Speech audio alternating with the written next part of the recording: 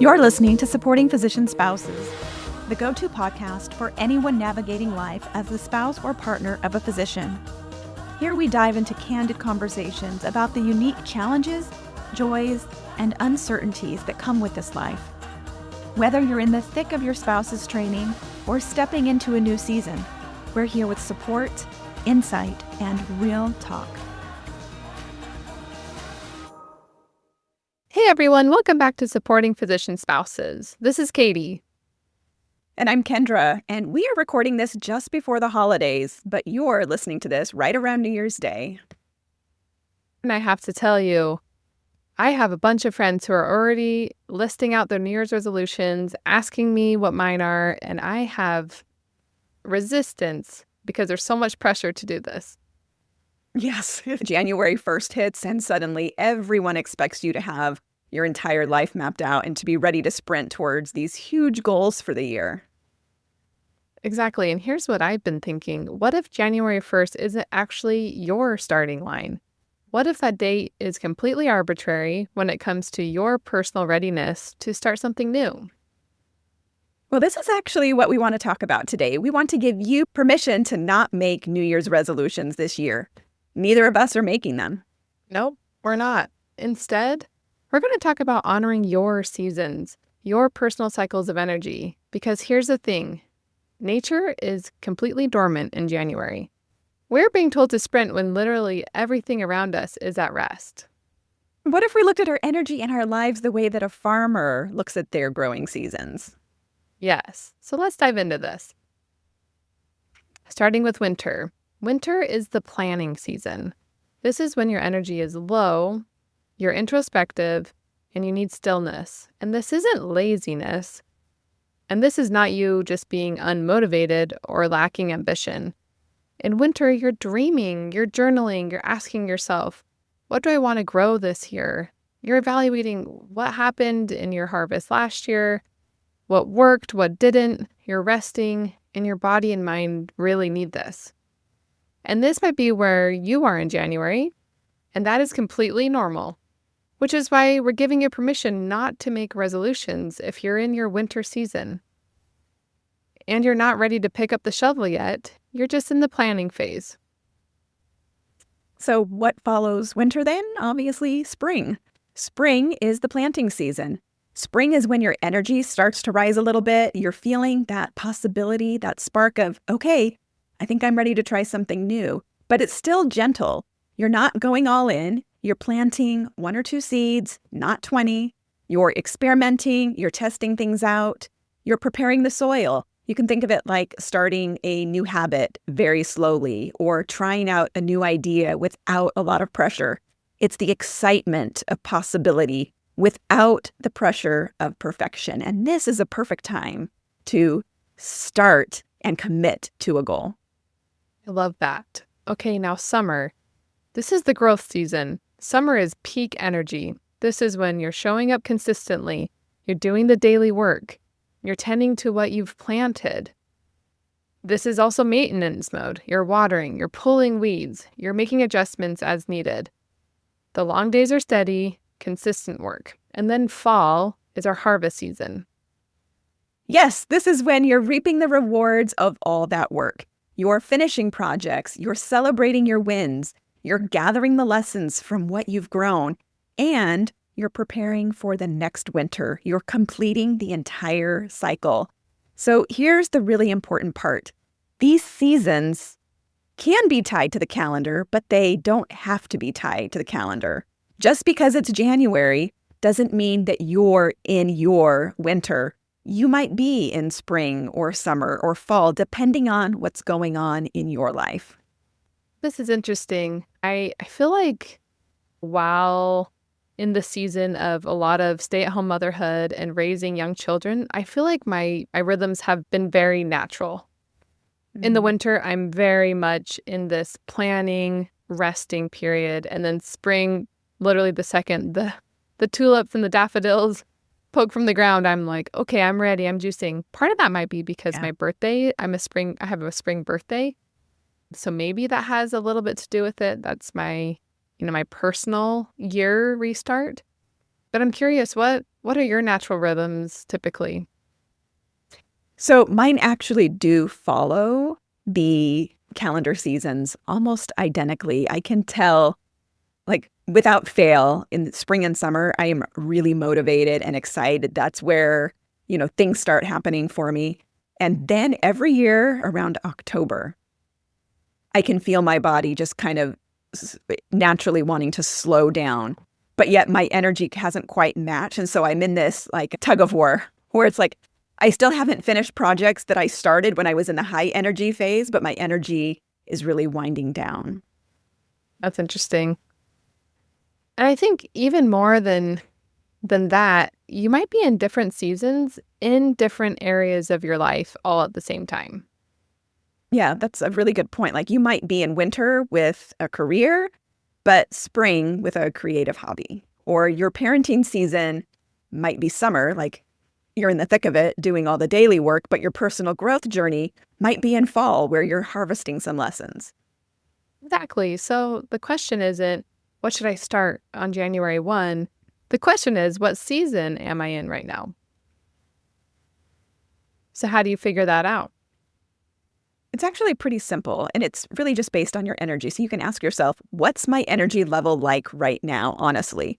Not what you think it should be, but what is it actually? And then ask, when I think about starting something new, does that feel exciting or exhausting? If you're in the spring and summer, it's going to feel exciting. If you're in fall and heading towards winter, it'll probably feel exhausting. That's a good one because that feels really easy for me to answer. If it feels exhausting, you're probably in winter or the tail end of fall, like Kendra, you in October. If it feels Yeah. exciting, you might be entering into that spring or early summer season. That's your clue to your season. It's okay to be in winter on January 1. It's also okay to not have it all figured out. It's okay to say, I'm going to plan now and plant in March or April or whenever your spring season arrives. Your season is your guide, not the calendar. When Katie and I were talking about this podcast, the idea actually came in January, but we didn't take action on it until spring.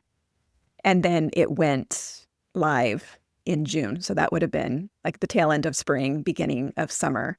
As I look back at some of the projects that I've been involved with in the past, I can see that similar cycle. Like I mentioned before, mine tends to follow the calendar a little bit. But let's talk about what this actually looks like in practice. What do you do if you're in winter right now? And right now, that does correspond with the actual season. So if you're in winter, give yourself permission to rest and reflect. Use this time for vision boarding, journaling, reading, all of the dreamy stuff. And then I want you to ask yourself, what do I want to grow this year? You don't want to start with, what am I going to start tomorrow? Think about what it is you want to grow this year and who you want to become by the end of the year. And then set a future planting date that feels right for you. Maybe that's the middle of February. Maybe it's March 1st, but it doesn't have to be January 1st or even January. I love that. And I love also the reminder to take time reflecting. I think that's a phase of life growth that I don't practice that often. Yeah. The importance of reflecting, celebrating, and then going into recalibrating and dreaming up your future you. So what Yep. if you're in the spring season? We start small and gentle. Pick one or two things to focus on, like we said, not 20, because you're still building that energy and you're not at full capacity yet.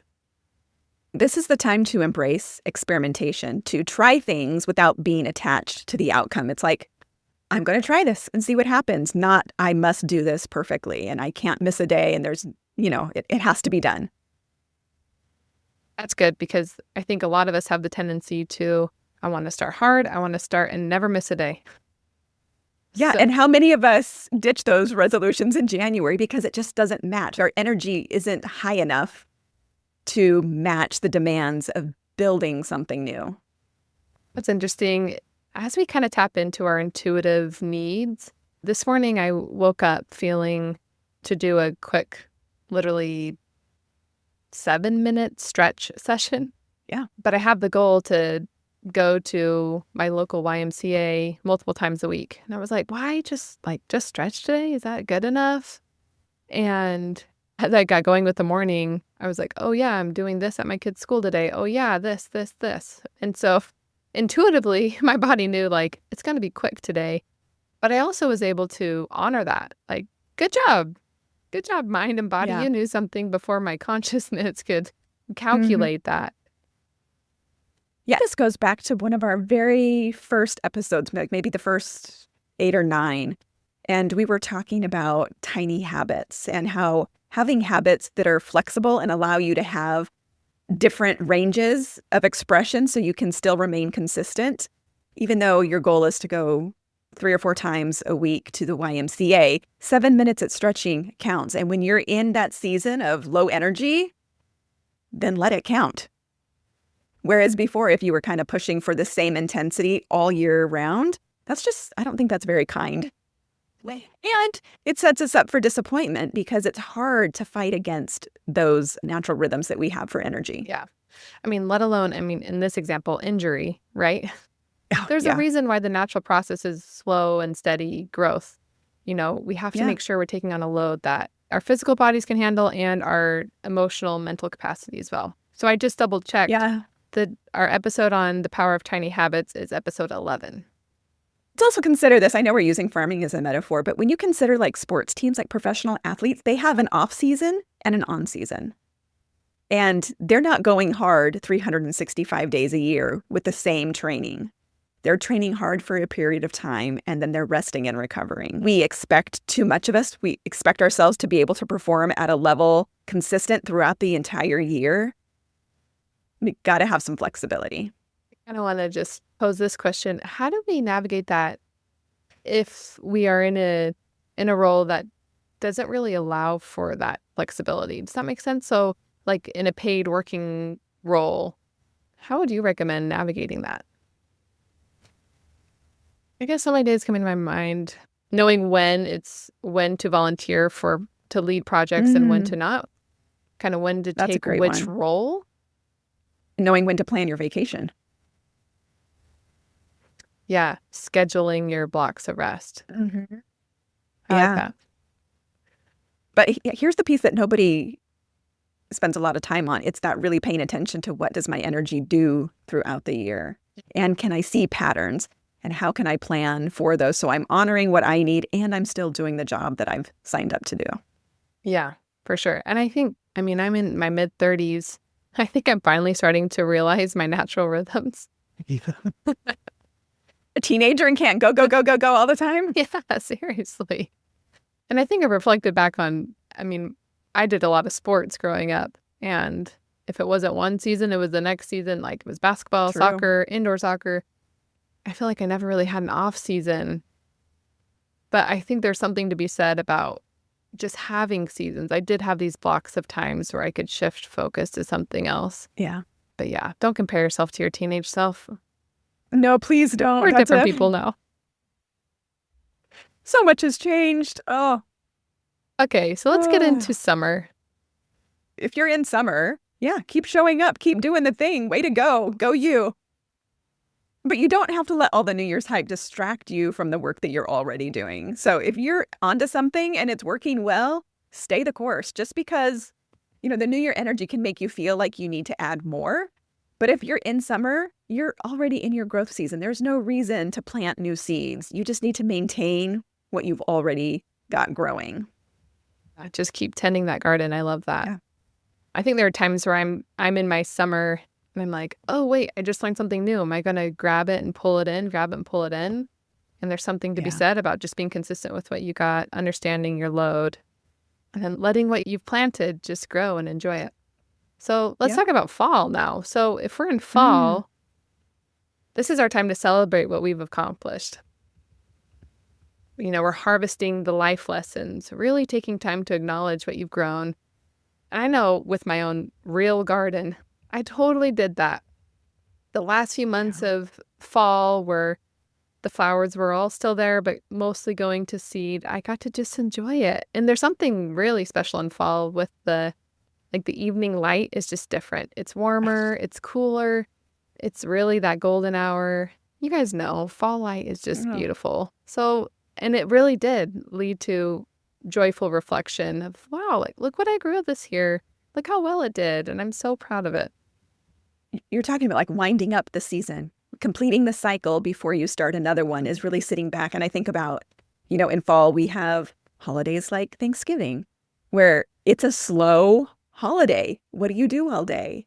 You're just sitting, you're enjoying, you're being with people, you're eating good food, but it's not, we've got to go, go, go, hurry, hurry, do something. It's like, no, it's just to be present and to be there. You don't jump into planting new seeds Yeah. until you've got everything gathered in and celebrate what you were able to accomplish and then just sit in that celebration like, look what I did. So That's great. I want to go ahead and share where I am right now. I know I've maybe alluded to it a little bit, and then you can share where you are. How's that? Yeah, love that. Okay, so I'm actually in winter right now. We talked about my energy kind of matches the seasons on the calendar naturally. And so I've been in a season of hustle. Like we started the podcast in the summer. I've been doing a lot of work for the national organizations that I work for and for my local county alliance and really getting some projects off the ground there. And it's been a busy summer. And I feel like I need some space to dream and plan. So I'm not adding anything new in January. I'm not taking on any big projects. I'm not volunteering for any assignments or to lead a task force or to be on a committee. I am giving myself permission to just rest, to think, to dream, and just be. And to be thinking with the future in mind also. Like, what does that mean for the podcast? What does it mean for the physician family community? But to really just let ideas come and to be open to them. I think you're a really good example because you noticed your energy shift in October, and I think you're planning to really adjust for months. So you're allowing the people that you're working with time. I think Yes. I'm a little bit more in my immature growth where I hit my burnout and the next day I'm like, I'm done. And I just try to like cut things off right then. Like, Yeah. release me from this duty. I don't want to do this anymore. I need to adjust this. Well, I'm out. And people are like, whoa, Katie, something's happening to her. So I think our body always gives us warning signs far enough in advance that there can be this natural like ending and then beginning that can be more gradual. Yeah. A note to ourselves, we really should come and do an episode one time about learning to kind of pay attention to those cues. Because I'm thinking especially like in the thick of motherhood, there are so many cues in our body that we don't pay attention to because there's always something else to take care of. There's always somebody else that needs, and it's really easy to not pay attention to what's going on with you. And so it feels like summer lasts 11 months. It's just, that season is so long. 15 years. Yeah, it's a really long season.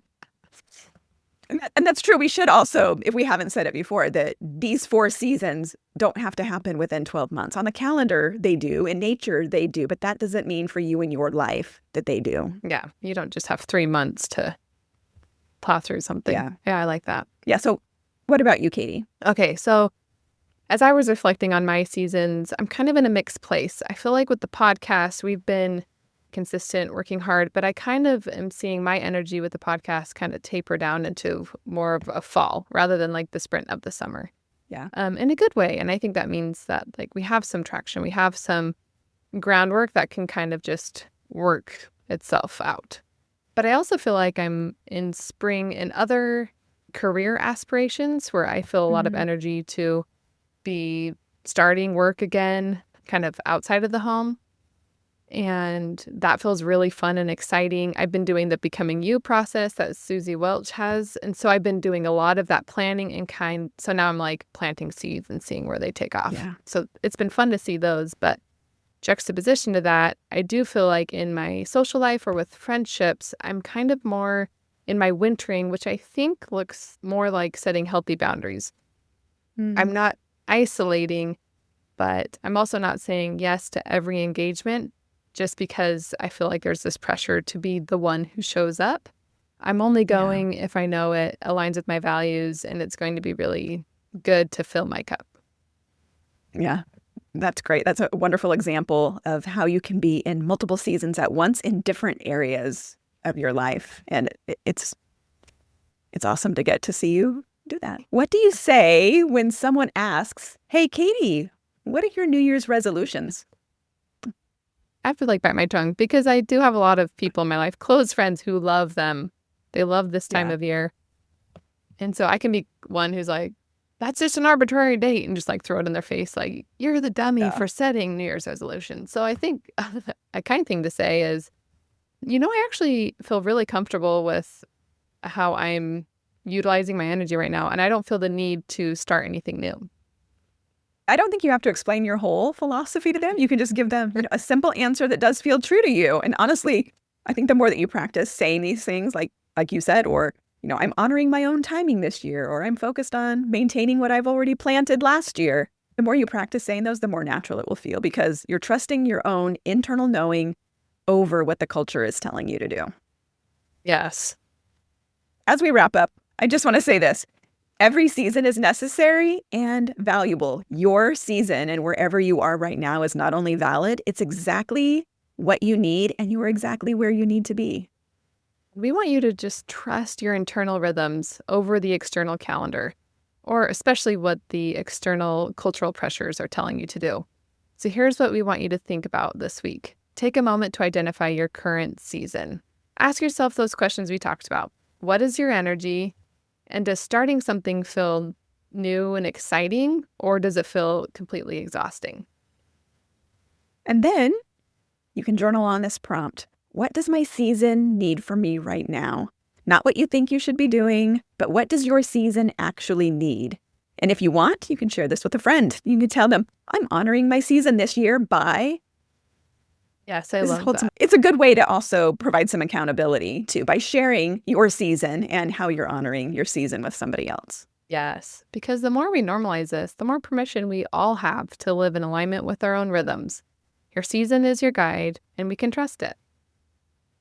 And with that, Happy New Year's, friends. We will be back next week tackling what the principles of fair play look like in physician families.